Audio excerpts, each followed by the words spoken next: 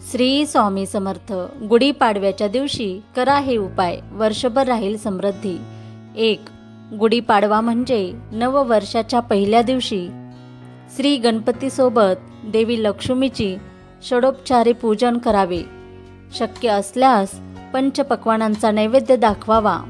यामुळे धनासंबंधित सर्व समस्या दूर होतात। 2. गुढीपाडवा नवीन वर्षाच्या पहिल्या दिवशी आपल्या दुकान किंवा व्यापाराच्या ठिकाणी मुख्य दरवाजाच्या दोन्ही बाजूला हळद व्हावी। काही दिवसातच तुम्हाला अचानक आर्थिक वृद्धी होत असल्याचं लक्षात येईल। 3. गुढीपाडव्याच्या निमित्ताने आपण नेहमीच चांगले कपडे परिधान करतो, मित्रमैत्रिणी आणि नातेवाईकांना भेटून गुढीपाडव्याच्या शुभेच्छा देतो। पण जर याच दिवशी अगदी 1 वाडगा तांदूळ जर एखाद्या गरजू व्यक्तीला दान केल्यास तुम्हाला नक्कीच लाभ होईल। 4.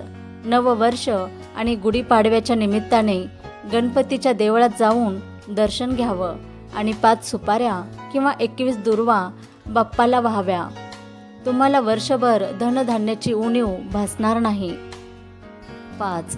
गुढीपाडव्यासोबतच चैत्र नवरात्राला या दिवशी सुरुवात होते। हे औचित्य साधून संध्याकाळी कुटुंबाच्या सुख शांतीसाठी शक्य असल्यास पूर्ण कुटुंबासोबत एकत्र बसून श्री दुर्गा सप्तशतीचा पाठ करावा। श्री दुर्गा सप्तशतीच्या सामूहिक पठणाने घर आणि कुटुंबात सदैव सुख शांती आणि समृद्धी कायम राहते। 6. देवी लक्ष्मीला प्रसन्न करण्यासाठी गुढीच्या पूजनासोबतच 11 कवड्यांचीही पूजा करावी।